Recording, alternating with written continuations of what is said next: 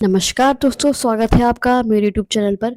मैं आज आपके लाई हूँ फिर से स्टैटिस्टिक्स के कुछ क्वेश्चंस जो आपके एग्जाम के लिए इंपॉर्टेंट हो सकते हैं। भाई कल आप लोगों का एग्जाम है तो ये लास्ट डेट रिवीजन आप लोग को जरूर करना चाहिए ताकि आपका एक बार फिर से प्रैक्टिस हो जाए। तो चलिए शुरू करते हैं। पहला क्वेश्चन है, यदि किसी वितरण में मीन आपका 48 है, कितना है? मीन आपका 48 है, मीडियन आपका 44 है, स्टैंडर्ड डेविएशन आपका 12 है। मीन आपका 48, मीडियन आपका 44, स्टैंडर्ड डेविएशन आपका 12 है। तो Karl Pearson coefficient of skewness क्या होगा?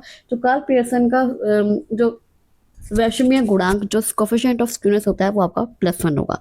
जब वितरण में बहुलक नहीं दिया गया हो तब माध्यिका के आधार पर कार्ल पियर्सन के वैषम्य जो गुणांक का जो वो फॉर्मूला होता है वो क्या होता है? Skewness is equals to 3 × mean minus median, मतलब जो मीन माइनस मीडियन है उसको 3 से गुना कर दो डिवाइडेड बाय स्टैंडर्ड डेविएशन। तो क्या है? 3 गुना मीन कितना दिया गया है आपका? मीन दिया गया है आपका 48 और मीडियन दिया गया है 44। तो 48 3 गुना 48 माइनस 44 बटे स्टैंडर्ड डेविएशन कितना है आपका? 12। स्टैंडर्ड डेविएशन आपका 12। तो क्या आएगा? 48 में से 44 गए 4, तो 3 गुना 4 बटे 12, 12 बटे 12 इक्वल्स टू +1। तो क्या आएगा आपका आंसर? इसका आंसर है +1। नेक्स्ट क्वेश्चन आता है आपका P of A equal to 0.6 है। क्या है? P of A equal to 0.6 है तथा P B is equals to P of B equal to 0.5 है। P of A 0.6, P of B equal to 0.5 तथा P of A given B equal to 0.8 है। तो आपको निकालना है P of A intersection B। क्या निकालना है? P of A intersection B निकालना है। तो क्या फॉर्मूला है कंडीशन प्रोबेबिलिटी का? मैं बहुत बता चुकी हूँ।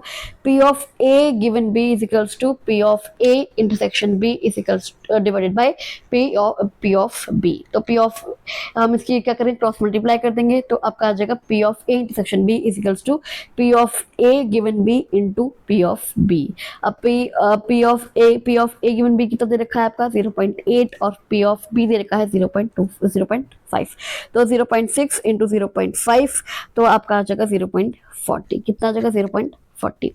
नेक्स्ट क्वेश्चन आता है, यदि E ऑफ एक्स दे रखा है आपका 8, E ऑफ एक्स कितना दे रखा है आपका 8 और E ऑफ वाई दे रखा है 5, तो E of 2x minus Y आपका मान क्या होगा? किसका होगा? E of 2x minus y का मान आपका क्या होगा?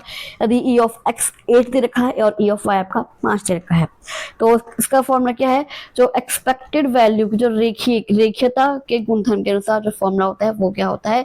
E ax plus b y, E of a x plus b y is equals to a into E of x plus b into E of y. हम क्या करेंगे? e of 2x minus Y इसे लागू कर देंगे is equals to 2 into E of x minus E of y. तो E of x किधर रखा है 8 और ई ऑफ वाई रखा है 5। तो हम करेंगे 2 इंटू 8 माइनस 5, 2 इंटू 8 माइनस 5। अब 2 इंटू 8 कितना होता है आपका? 16। तो 16 में से 5 गए 11। तो इसका 2 ई ऑफ 2x माइनस वाई आपका कितना आंसर आएगा? 11। नेक्स्ट क्वेश्चन आता है, यदि वार x आपका 16 है और वार y आपका 9 है तथा COV को आपका एक्स वाई इजिकल्स टू 6 है तो वार x माइनस वाई का मान आपका क्या होगा? दो रैंडम वेरिएबल तो यादृच्छिक चरों के अंतर के जो प्रसरण का जो फॉर्मूला होता है वो क्या होता है? Var x minus y is equals to var x plus var y minus 2 into cov x y. अब क्या करेंगे? किस किसका मान दे रखा है? वार एक्स का दे रखा है, वार वाई का दे रखा है और कोव एक्स वाई का दे रखा है। तो इसमें फॉर्मूले में लगा देंगे var x minus y equals to 16 plus 9। Var x लिखा है 16, वार वाई आपका लिखा है 9। तो 16 प्लस 9 माइनस 2 इंटू 6।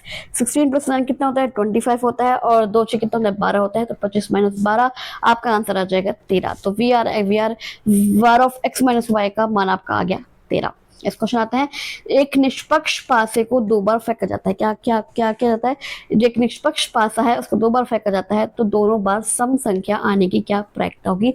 दोनों बार अगर ऑड नंबर आएंगे तो उनकी क्या प्रोबेबिलिटी होगी? इवन नंबर आएंगे तो उनकी क्या प्रोबेबिलिटी होगी? एक निष्पक्ष पासे को फेंकने पर कुल 6 संभव परिणाम होते हैं। भाई 1 आएगा, 2 आएगा, 3 आएगा, 4 आएगा, 5 आएगा या 6 आएगा। पहली बार इसमें से सम संख्या कौन सी है आपकी? 2 है, 4 है और 6 है। पहली बार सम संख्या आने की जो प्रोबेबिलिटी होगी वो क्या होगी आपकी? 3/6। क्या आएगी? 3/6। 3/6 का सॉल्व करेंगे तो क्या आएगा? 1/2। दूसरी बार सम संख्या आने की प्रायिकता क्या होगी आपकी? उसकी भी आगे 3/6 ही होगी, क्योंकि भाई 3 संख्याएं हैं और 6 आपकी कुल संख्याएं होती हैं और 3 आपके इसमें इवन नंबर होते हैं, तो आपके 1/2। चूंकि दोनों बार पास ऑफ नहीं घटना स्वतंत्र है, इससे दोनों बार सम संख्या की जो प्रायिकता होगी वो कहती हूँ 1/, p equals to P1 into P2। तो both even equals to 1/2 into 1/2, मतलब 1/2 गुना 1/2, आपका आंसर आ जाएगा 1/4। नेक्स्ट क्वेश्चन आते हैं, यदि दो रिग्रेशन कोफिशिएंट्स का जो गुणनफल है वो कितना है 0.49, कितना है 0.49। दो रिग्रेशन कोफिशिएंट्स का जो गुणनफल है वहां पर 0.49 है तथा दोनों ऋणात्मक है। कैसे हैं दोनों रिग्रेशन लाइंस, आपकी दोनों नेगेटिव हैं, तो कोरिलेशन कोफिशिएंट आपका क्या होगा? पहली बात तो ये नेगेटिव ही होगा, क्योंकि जब दोनों रिग्रेशन लाइन आपकी नेगेटिव होंगी तो आपका ये कोफिशिएंट ऑफ वेरिएशन भी आपका, कोरिलेशन और कोफिशिएंट भी आपका नेगेटिव ही होगा। सहसंबंध गुणांक और समाश्रय गुणांकों के बीच का जो संबंध होता है वो क्या बताता है? R equals to plus minus bxy into by x का। अब क्या देखा है? आर देखा है। आर क्या देखा है आपने? 0.49। क्या देखा है? क्या गुणनफल दे रखा है? 0.49। तो हम क्या करेंगे?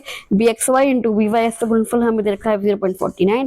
हम क्या करेंगे? 0.49 का हम क्या निकाल देंगे? स्क्वायर रूट हटा देंगे, तो आपका बचेगा 0.70। दोनों जो गुणांक दोनों गुणांक है वो आपके ऋणात्मक है, इसलिए सहसंबंध गुणांक का चिन्ह भी, आर का चिन्ह भी आपका ऋणात्मक ही होगा। तो इसका आंसर आ जाएगा R equals to -0.70। Next question आता है, निम्नलिखित में से कौन सा वेटेड एग्रेगेटिव इंडेक्स का उदाहरण है? कौन सा है जो वेटेड एग्रेगेटिव इंडेक्स का उदाहरण है? वो आपका फिशर्स आइडल इंडेक्स। कौन सा? Fisher's ideal index. सूचकांकों की जो मुख्य विधियां होती हैं वो कौन सी होती है? सिंपल, अनवेटेड और वेटेड। अनवेटेड होती है और वेटेड होती है। क्या फर्क है इनमें?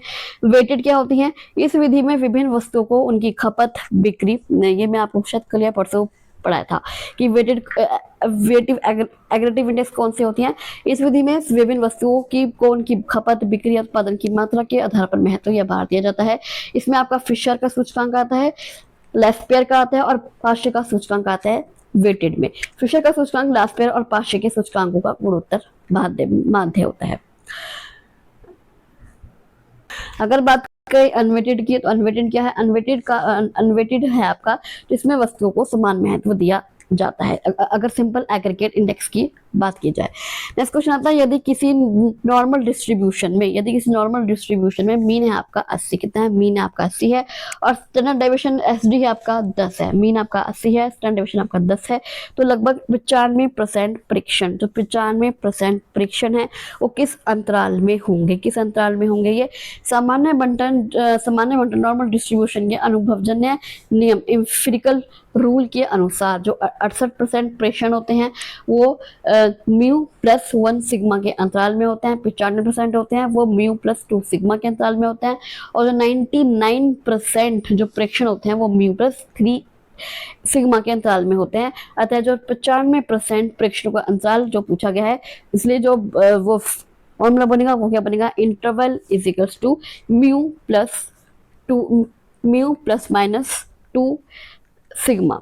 देखिए मानों को रखने पर मीन आपका दिया गया है, म्यू दिया गया है 80 और स्टैंडर्ड डेविएशन दिया गया है आपका, स्टैंडर्ड डेविएशन दिया गया है 10। तो क्या करेंगे? लोअर लिमिट निकाल लेंगे, 80 plus 2 into 10 equals to 80 minus 20 आपका आ जाएगा 60, और अपर लिमिट निकालेंगे तो 80 प्लस 2 इंटू 10 तो आपका आ जाएगा 80 प्लस 20 तो आपका आ जाएगा 100।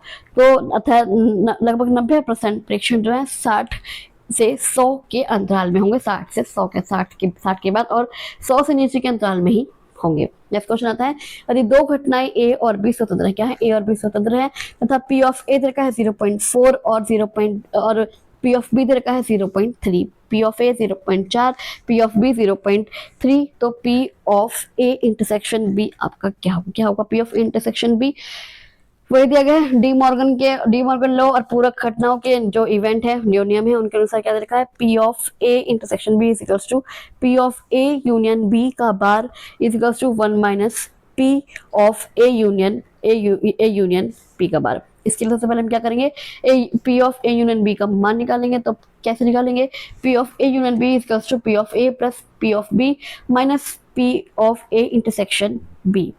तो हमें देखा है इंटरसेक्शन बी तो जो कि दोनों घटक स्वतंत्र है, इसलिए P of A intersection B equals to P of A into P of B. हम क्या करेंगे, P of A intersection B कैसे निकालेंगे, P of A into P of B का मल्टीप्लाई करके। तो क्या जगह 0.4 इंटू 0.3 आपका जगह 0.12। अब P of A union B का मान निकालेंगे, वो कैसे निकालेंगे, वैसे ही निकालते जैसे पहले निकाला था, P of A into P of B, P of A plus P of B minus P of A intersection B. तो 0.4 प्लस 0.3 माइनस 0.12 जो आपका मान निकला है इंटरसेक्शन का, तो आपका आंसर आ जाएगा 0.7 माइनस 0.12।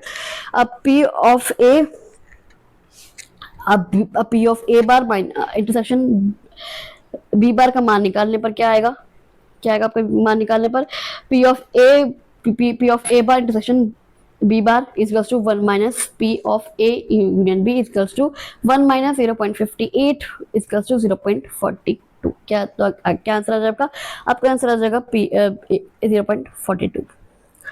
नेक्स्ट क्वेश्चन आता है, यदि किसी बाइनोमियल डिस्ट्रीब्यूशन में मीन आपका अच्छे हैं, क्या है, बाइनोमियल डिस्ट्रीब्यूशन में मीन आपका अच्छा है और वेरिएंस आपका कितना है 2, वेरिएंस कितना है 2, तो n का मान आपका क्या होगा, कैसे निकालेंगे n का मान, मीन है आपका 6, मीन आपका 6 और वेरिएंस है आपका 2। यहाँ p सफलता की प्रायिकता है और q आपका 1 माइनस p असफलता की प्रायिकता है। तो सबसे पहले हम q का मान निकालेंगे, q का मान निकालेंगे कैसे निकालेंगे बताया था, variance divided by mean is equals to npq divided by np। हम क्या करेंगे 2/6 इक्वल्स टू q, तो आपका जगह q इक्वल्स टू 1/3, कैसा आ जाएगा 1/3। अब p का मान कैसे निकालेंगे 1 माइनस q, 1 माइनस 1/3, तो आपका जगह 2/3। अब n का मान निकालेंगे, n का मान कैसे निकालेंगे, मानते के सूत्र np इक्वल टू 6 में p का जब मान रख देंगे तो क्या आएगा n इंटू 2/3, तो आपका आ जाएगा 6, n इक्वल्स टू 6 गुना 3/2, तो आपका आंसर आ जाएगा 9, कितना 9, तो n का मान कितना हो गया 9 हो गया। नेक्स्ट क्वेश्चन आता है, यदि किसी वितरण में mean is equals to variance, mean is equals to variance is equals to 5 है, क्या है, mean is equals to variance is equals to 5 है, तो सबसे उपयुक्त वितरण क्या होगा, क्या होगा सबसे उपयुक्त वितरण, वो होगा आपका पॉइजन बटन। क्या होगा पॉइजन बटन। पॉइजन बटन का सबसे मुख्य गुण यह है कि इसका माध्य और प्रसन्न दोनों आपस में बराबर होते हैं। Mean is equals to variance, mean is equals to variance 5 जगह, इसलिए सबसे उपयुक्त बटन आपका पॉइजन डिस्ट्रीब्यूशन ही होगा। नेक्स्ट क्वेश्चन आता है, सैम्पलिंग थ्योरी के संबंध में, सैम्पलिंग थ्योरी के संबंध में निम्नलिखित में से कौन सा कथन सही है, किसमें कौन सी थ्योरी, सैम्पलिंग थ्योरी के संबंध में, तो वो आपका सही है, सेंसस मेथड में सैम्पलिंग एरर नहीं होता। जो सेंसस मेथड होता है उसमें सैम्पलिंग एरर नहीं होता। जो सैम्पलिंग एरर होता है वह त्रुटि केवल तब उत्पन्न होती है जब हम पूरी पॉपुलेशन का अध्ययन न करके केवल उसके एक भाग यानी प्रतिदश एक सैंपल का अध्ययन करते हैं, हम पूरी पॉपुलेशन का अध्ययन नहीं करते, केवल सैंपल का अध्ययन करते हैं, तब होती है सैम्पलिंग एरर। इसमें जो पॉपुलेशन की हर एक इकाई की गणना की जाती है, इसलिए इसमें सैंपल लेने से जुड़ी कोई त्रुटि नहीं होती। नेक्स्ट क्वेश्चन आता है, यदि 2 घटनाएं म्यूचुअली एक्सक्लूसिव है, क्या है म्यूचुअली एक्सक्लूसिव है, तो इनमें से कौन सा कथन सही है, तो वे कभी इंडिपेंडेंट नहीं हो सकती, क्या हो सकती है, कभी स्वतंत्र नहीं हो सकती यदि दोनों की प्रोबेबिलिटी अगर शून्य ना हो, एक चांस है यदि प्रोबेबिलिटी शून्य है तो भी हो सकती है, वरना वो कभी इंडिपेंडेंट नहीं हो सकती। परस्पर अपवर्जी, म्यूचुअली एक्सक्लूसिव और स्वतंत्र घटनाओं के बीच संबंध को समझने के लिए क्या क्या क्या, क्या करना है, यदि 2 घटनाएं ए और बी परस्पर अपवर्जी होती है, परस्पर एक्सक्लूसिव होती हैं, तो वे एक साथ घटित नहीं हो सकती। इसका अर्थ है P of intersection A B, P of A intersection B equals to 0। यदि स्वतंत्र घटनाएं हैं तो क्या होगा, दोनों घटनाएं A और B स्वतंत्र होती हैं, जब एक का घटित होना हो तो दूसरे की प्रायिकता को प्रभावित नहीं करता। इसका गणितीय नियम क्या है, इसका गणितीय नियम है P of A intersection B equals to P of A into P of B। यदि दोनों घटनाओं की प्रायिकता शून्य नहीं है, P of A less than 0 और P of B less than 0, तो स्वतंत्रता के लिए P of A intersection B equals to P of A into P of B less than 0 होना चाहिए। क्योंकि एक ही समय पर कोई मान 0 या लेस देन 0 नहीं हो सकता, इसलिए 2 गैर शून्य परस्पर अपवर्जी घटनाएं कभी भी स्वतंत्र नहीं हो सकती। नेक्स्ट क्वेश्चन आते हैं, Fisher's ideal index. Fisher's ideal index को आइडल क्यों कहा जाता है, क्यों कहा जाता है, क्यों कहा जाता है उसे आइडल, क्योंकि यह टाइम रिवर्सल टेस्ट और फैक्टर रिवर्सल टेस्ट को संतुष्ट करता है। टाइम रिवर्सल टेस्ट और फैक्टर रिवर्सल टेस्ट अभी बताया था। टाइम रिवर्सल टेस्ट क्या होता है, मतलब पिछली वीडियो में, टाइम रिवर्सल टेस्ट में हम वर्षों को आपस में मिला सकते हैं, और उसमें फैक्टर रिवर्सल टेस्ट में हम जो मात्रा होती है, जो प्राइस होता है या जो क्वालिटी होती है, उनको आपस में मिला सकते हैं। प्रसिद्ध अर्थशास्त्री और सांख्यिकी विद एडविन फिशर के सूचकांक में के कारण से आदर्श सूचकांक कहा जाता है। परीक्षणों की संतुष्टि है। सांख्यिकी दो सबसे कठोर और महत्वपूर्ण परीक्षणों समय उत्क्रमणता जो टाइम रिवर्सल टेस्ट है और उत्पादन उत्क्रमणता परीक्षण जो फैक्टर रिवर्सल टेस्ट है, दोनों को सफलतापूर्वक संतुष्ट करता है। लेस्पर केवल आधार वर्ष के भारों का उपयोग करते हैं और पाशे केवल वर्तमान वर्षों के भारों का। फ्यूचर का सूचकांक, इन दोनों सूचकांकों का क्या होता है, गुणोत्तर माध्य होता है। गुणोत्तर माध्य मतलब P इज इक्वल्स टू मतलब Fisher is P01 equals to P01 into P01 का स्क्वायर रूट। इसका यह आधार वर्ष और चल वर्ष दोनों के भारों और परिणामों को समान महत्व देता है। सांख्यिकी में सूचकांकों की गणना के लिए गुणोत्तर माध्य को सबसे औसत उपयुक्त माना जाता है, ज्योमेट्रिक मीन को सबसे उपयुक्त माना जाता है, और फिशर का सूचकांक इसी पर आधारित है। नेक्स्ट क्वेश्चन आता है, यदि स्टैंडर्ड डेविएशन आपका 15 कितना है, एसडी आपका 15 है और कोफिशिएंट ऑफ वेरिएशन आपका 25% है। कितना? 25% है। तो मीन आपका क्या होगा? क्या है इसका फॉर्मूला? मैंने कई बार बता रखा है। कोफिशिएंट ऑफ वेरिएशन का standard deviation divided by mean into 100। Standard deviation कितना दे रखा है आपका? 15। मीन कितना दे रखा है आपका? मीन आपका दे नहीं रखा, तो हम क्या करेंगे, इससे क्रॉस मल्टीप्लाई कर देंगे। जो coefficient of variation is equal to standard deviation divided by mean into 100। तो कोफिशिएंट ऑफ वेरिएशन दे रखा है आपका 25, स्टैंडर्ड डेविएशन आपका दे रखा है मीन 15, और तो 25 इज इक्वल्स टू 15 बटे मीन गुना 100। तो मीन इज इक्वल्स टू 15 गुना 25, 15 गुना 100 बटे 25, तो 25 100 के 4, 15 चौका 60, तो आपका आंसर आ जाएगा 60। तो चलिए आज के लिए बस इतना ही। आई होप आपको मेरे वीडियो या एमसीक्यूज अच्छे लगे होंगे अपने रिवीजन के लिए। आपको ये कैसे लगे आप मुझे कमेंट बॉक्स में कमेंट करके जरूर बताइएगा। अगर आपको वीडियो अच्छी लगे तो आप इस वीडियो को लाइक कर सकते हैं, शेयर कर सकते हैं और इस चैनल को सब्सक्राइब करके जरूर जाइएगा। मैं आपसे मिलती हूँ अगली वीडियो में। और हाँ, मैं एक ऑनलाइन लाइव बैच भी शुरू करने वाली हूँ, तो आप बता सकते हैं कि आपको किस सब्जेक्ट पर वीडियो चाहिए। तो चलिए मैं आपसे मिलती हूँ अगली वीडियो में। तब तक के लिए थैंक यू सो मच और आपको एग्जाम के लिए बहुत बहुत ऑल द बेस्ट। कल का आपका एग्जाम बहुत अच्छा हो।